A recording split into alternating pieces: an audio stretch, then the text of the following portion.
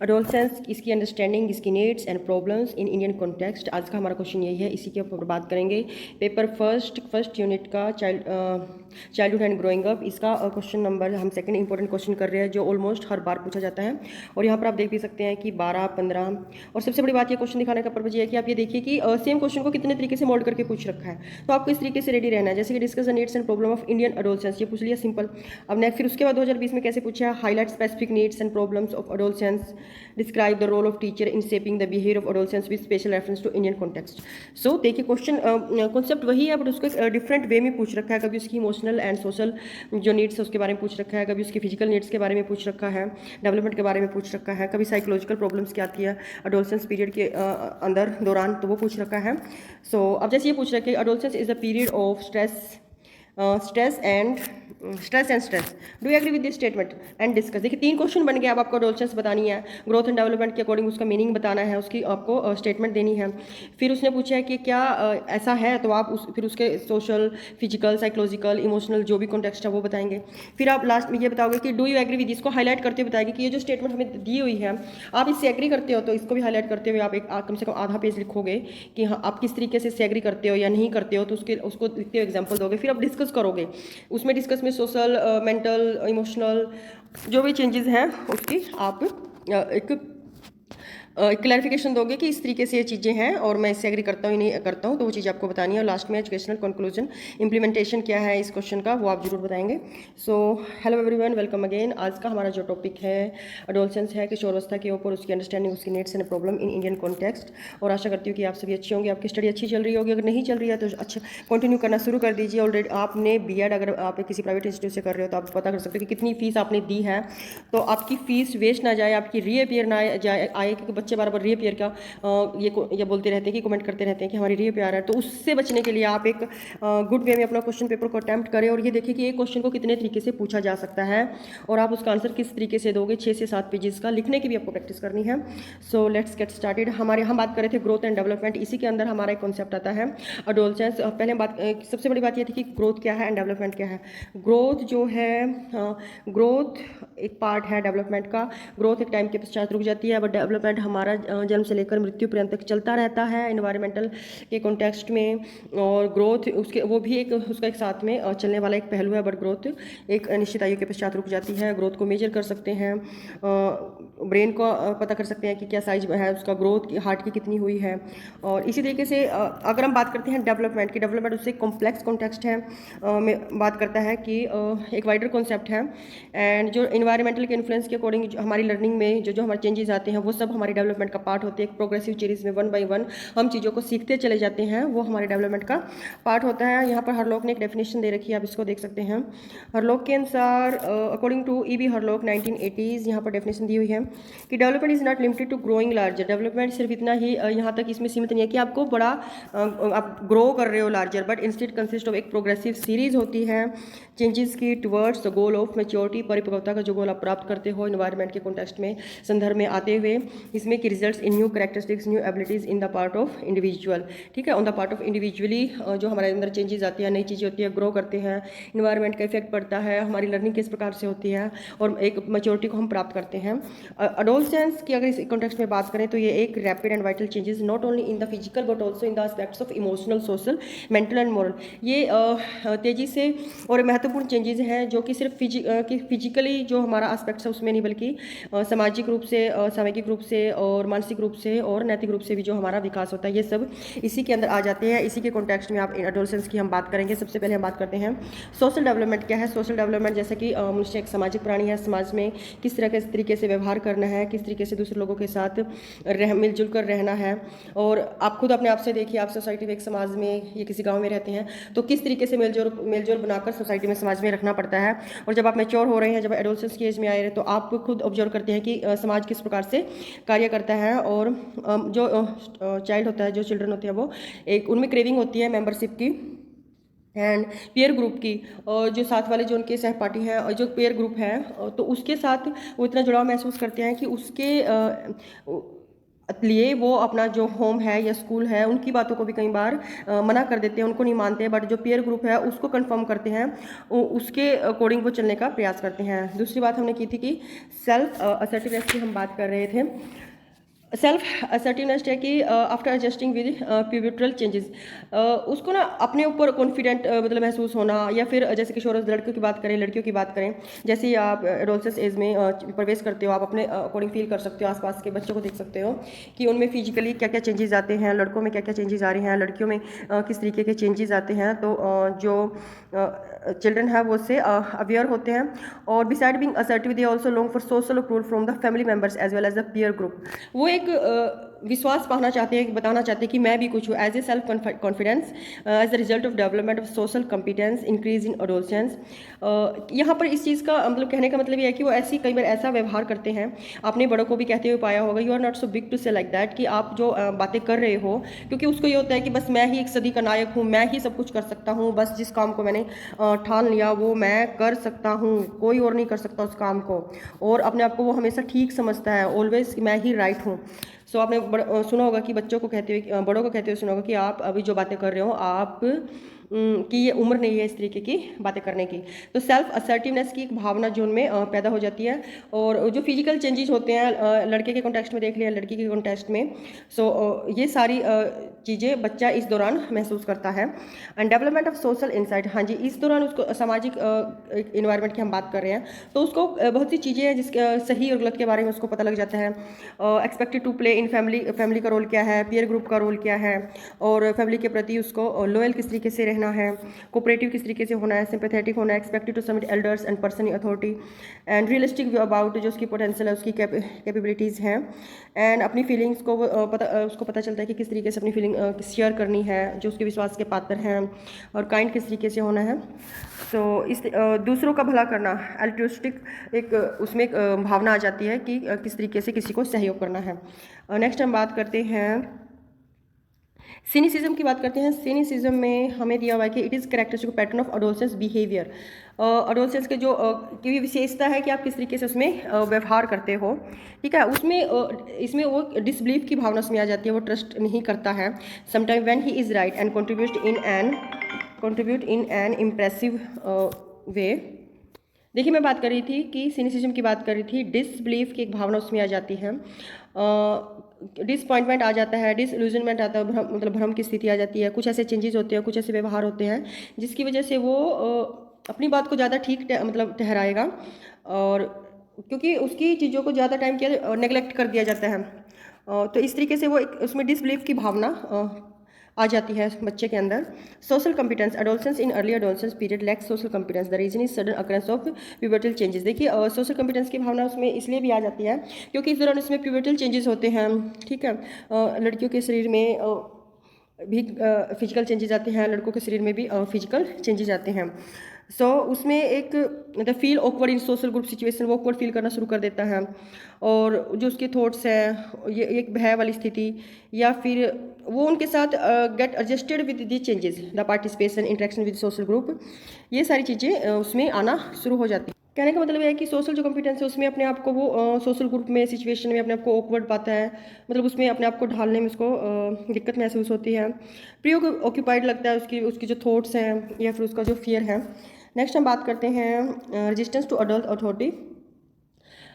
इसमें क्या है कि जो वो एक तरीके का विरोध करता है, जो अडल्ट की अथॉरिटी है, वो क्या करता है कि जैसे डिसओबे करने की, जैसे कि उसकी एक उसमें वो बड़ी तीव्र होती है, उसको अपनी बातें, अपना ही पीयर ग्रुप, ये सारी चीज़ें उसको अच्छी लगती हैं, और वो कई बार अपनी जो फैमिली है, जो अपने पेरेंट्स हैं या एल्डर्स हैं, उनको भी इनटॉलरेट करता है, टॉलरेट नहीं कर पाता। उसको लगता है कि वो ही हर जगह मतलब राइट है, और बाकी जो एल्डर हैं, पेरेंट्स हैं, जो फैमिली मेम्बर हैं, सो वो उसको अपने विरोधी महसूस होते हैं, और उसमें एक नकारात्मक भावना मतलब घर कर जाती है।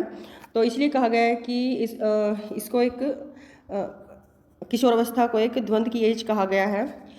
ये इसी रीजन से इसको ऐसा बोला गया है कि बच्चा एक द्वंद की स्थिति में होता है कि उसको हमेशा जो अपनी चीज़ें वो ठीक लगती हैं, अगर कोई उसको अथॉरिटी, पेरेंट, एल्डर्स या स्कूल में किस चीज़ के लिए कहा जाता है तो उसको वो अपने पीयर ग्रुप की वो बात मान लेगा, बट अपने जो एल्डर्स हैं उनको डिसोबे करेगा। सोशल एंड रिलीजियस इंटरेस्ट, अब बात करते हैं जनरली हैव वेरी सोशल, बहुत सारे उसके सोशल और रिलीजियस इंटरेस्ट हैं। दे आर, मतलब कहने का मतलब है उसमें एक रुचि होती है जो सोशल जो वर्क है या फिर धार्मिक जो कार्य है उनमें पार्टिसिपेट करने की, different kinds of social religious function activities उनमें वो पार्टिसिपेट करना चाहता है। आपने देखा भी होगा कि जो किशोरावस्था के बच्चे हैं उनको इस तरीके के प्रोग्राम में जाने की बड़ी मतलब जल्दी मची रहती है कि बस वे पार्टिसिपेट कर ले, देख आए क्या हो रहा है, कैसे हो रहा है, उन्हें भी पता हो। ठीक है, एक क्यूरियोसिटी जो होती है वो बहुत ज़्यादा होती है। और सो ये हमने बात की सोशल कॉन्टेक्स्ट में। ठीक है, अब हम बात करते हैं इमोशनल कॉन्टेक्स्ट में। इमोशनल में एक छोटी सी चीज़ है कि भावनात्मक रूप से भी जो बच्चे के अंदर बहुत सारे चेंजेस आते हैं और इन्हीं चेंजेस के ऊपर जो उसका इमोशनल डेवलपमेंट है वो डेवलप करता है। और emotions in organism is a dynamic internal adjustment and that operates for satisfaction and welfare of the individual. और बात ये की जा रही है कि जो इस एज में जो उसका अपहीवल्स हैं जो उसके ऊपर यहाँ पर चर्चा की जाती है। जैसे कि उसमें ना बहुत सारे सडन चेंजेस आते हैं, उथल पुथल की एक अवस्था है, और इस पीरियड में स्ट्रेस होना, स्ट्रेन होना, स्टॉर्म्स, स्ट्राइव्स, ये इस तरीके की चीज़ें हैं कि वो अपनी बातें कई बार एक्सप्रेस नहीं कर पाता है या फिर अपने आप को मतलब एक रेजिस्टेंस उसमें मोड में ले जाता है। तो ये सारी चीज़ें इमोशनल डेवलपमेंट के अंदर एक बालक में यहाँ पर डिस्कस की जाएंगी। और दूसरी बात यह कि जब एक बालक में इस तरीके के चेंजेस आते हैं एडोलसेंस एज में, तो जो आसपास का एनवायरनमेंट है, फैमिली है और जो टीचर है, तो टीचर ये आपका एक ये होता है कि टेस्ट होता है कि आप इंडिविजुअल जो डिफरेंसेस हैं, चाहे फिजिकल हो, मेंटल हो, इमोशनल हो, मॉरल हो, उन सबको ध्यान में रखते हुए आप बच्चे को किस तरीके से टीच करते हो। तभी आप देखा गया कि जो एडोलसेंस की एज होती है उसमें बच्चों को अगर सही तरीके से समझ पाए टीचर या पेरेंट्स या एल्डर्स, तो एक पॉजिटिव तरीके से उनका एक जो डेवलपमेंट होना स्टार्ट हो जाता है। बट कहीं अगर बच्चा खुद को एक्सप्रेस ना कर पाए, एल्डर्स उसको समझ नहीं पाए, तो आपने देखा होगा तो बच्चा अपराध की जो एक दायरा है उसमें एंटर कर जाता है। सो ये पॉजिटिव एंड नेगेटिव दोनों तरीके से हो सकता है।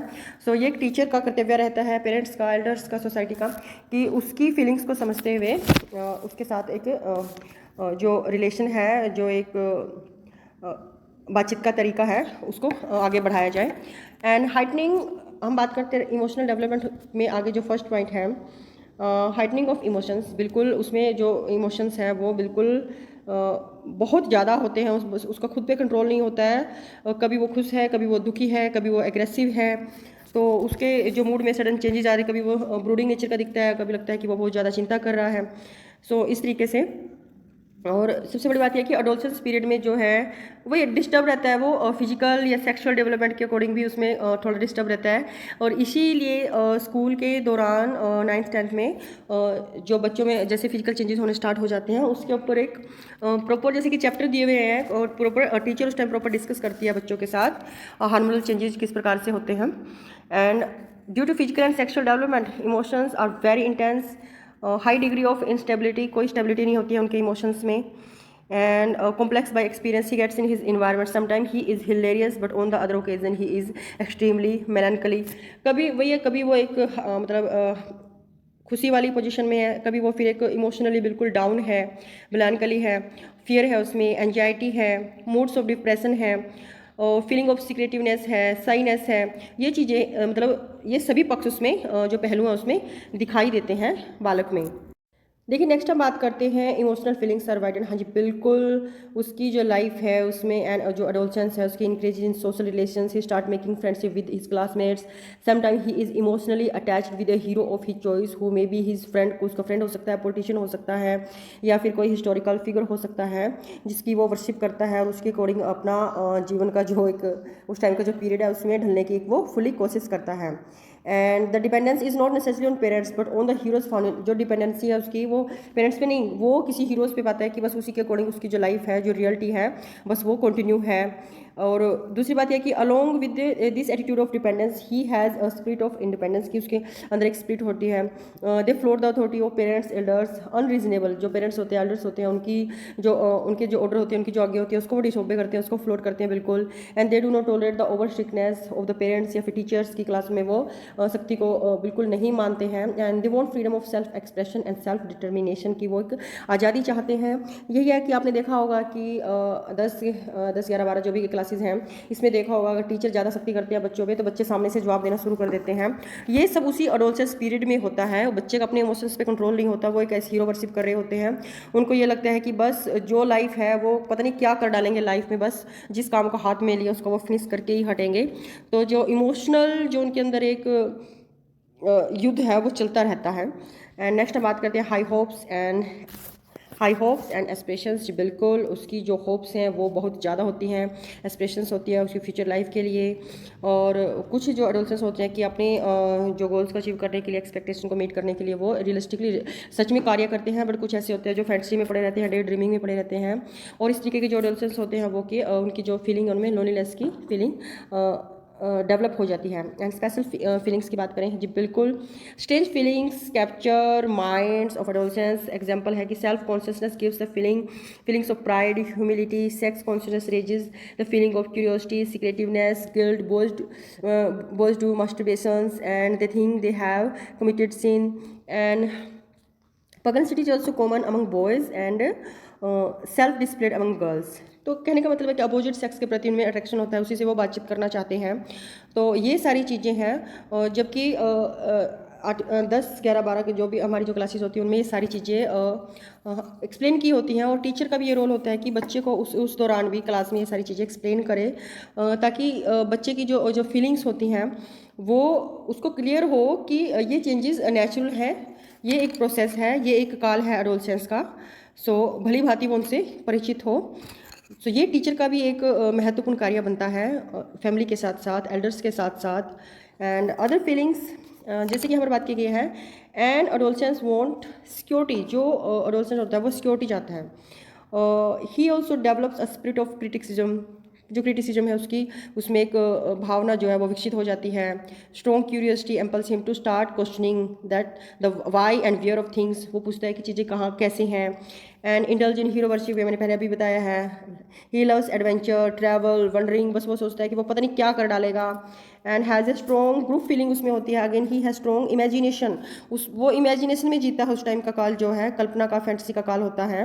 बट वो पॉजिटिव वे में भी हो सकता है और नेगेटिव वे में भी हो सकता है। Many adolescence tends to live in dreams of fantasy. वो कुछ ज़्यादातर क्या होता है कि वो दिवस डे ड्रीमिंग में रहते हैं। और एक जो एकांतपन की जो एक भावना है, जो फीलिंग है, वो उनमें आ जाती है।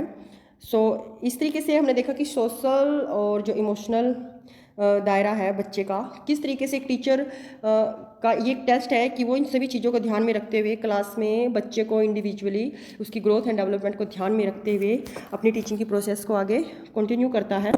देखिए, अगर हम थोड़ा सा जो कॉमन इमोशनल पैटर्न्स है एडोलसेंस की उसकी बात कर लेते हैं, उसमें fear, anger, hostility. Some of the complex emotion adolescence period are love, anger, jealousy, fear, worry, contempt, hatred, joy, grief. ये सारी चीज़ें उसमें डेवलप हो जाती हैं। Love and affection, emotions of love is very important in adolescence and is related to sexual impulse होता है। It is the result of consciousness of physiological disturbance. The emotion of love and affection develop from very infancy the life of organism. There are 3 phases of sexual development के 3 phases बताए गए हैं। एक तो auto एरोटिज्म दे रखा है कि इसमें है कि वो खुद को ही बस सेल्फ कॉन्शियस अपनी बॉडी से लव करता है, महंगे कपड़े डालना, अट्रैक्टिव दिखाना अपने आप को, इन चीज़ों पे ध्यान होता है उसका।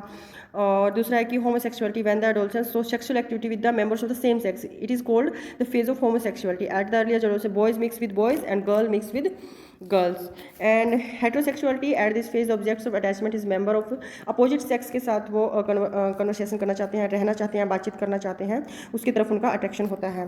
फिर हम बात करते हैं जॉय, प्लेजर एंड डिलाइट। हाँ जी, in adolescence physical condition is one of the source of joy and pleasure and the release of pent up energy in him proves a source of joy because he feels well adjusted by virtue of his capacities, abilities. The feeling of superiority in him also causes the feeling of happiness. वो वो अपने आप को superior मानते हैं और इसको लेकर वो बड़ा हैप्पी मतलब खुश रहते हैं। इमोशन ऑफ एंगर, हाँ जी बिल्कुल, anger is learn response to environmental stimuli the adolescence is rose to emotion of anger due to failure of material object, teasing by teacher, parents, elder के द्वारा अगर टीज किया जाता है, बीइंग अनफेयरली, अगर कोई उनके साथ अच्छा ना हो, कोई फेयर ना हो, ठीक है। तो thoughting of self failure in activities undertaken, कोई खुद से अगर कोई कार्य करना चाह रहा था अगर उसमें उसको सक्सेस ना मिले, तो ये सारी चीज़ें हैं emotion of anger. Emotion of worry, last but not the list, worry is an imaginary fear, the adolescents have the worries regarding school work, examination, उनके बारे में वो चिंतित रहते हैं। And they have also anxiety, lack of ability of concentrate, worry of failure, inadequacies related to their sex, adolescence and their parents, problem of money, some personality weakness, and so ऐसी ही बहुत सारी problems है, clothes, money, about sex relationship, difficulty in making friends. They are mostly concerned about their popularity and marriage. जैसे लड़कियां देखिए, ये चीज़ आपको देखने को मिली होंगी, लड़कियों को सजना संवरना, ठीक है, और या फिर लड़कों की बात की जाए तो ये सारी चीज़ें इस जो इमोशन जो उनके अंदर होते हैं, जो उनके अंदर एक चिंता होती है अपने रहन सहन को लेकर, अपनी फीलिंग्स को लेकर, और समाज में अपने एक उत्तरदायित्व को लेकर, कुछ कर गुजरने की भावना को लेकर, और जो इमोशंस हैं उनका अप्स एंड डाउन बहुत मतलब रैपिड होता है, काफ़ी तेज़ होता है, वाइटल होता है।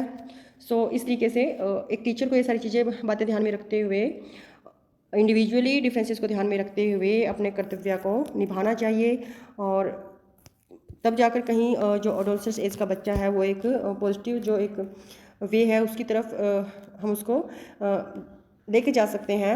अगर बच्चा किसी न किसी कारणवश से अगर नकारात्मक दिशा है उसमें अगर जा रहा है ड्यू टू उसके इमोशनल सोशल जो भी उसके इंटरेस्ट हैं या फिर उसका development. So that's all for today, thank you very much.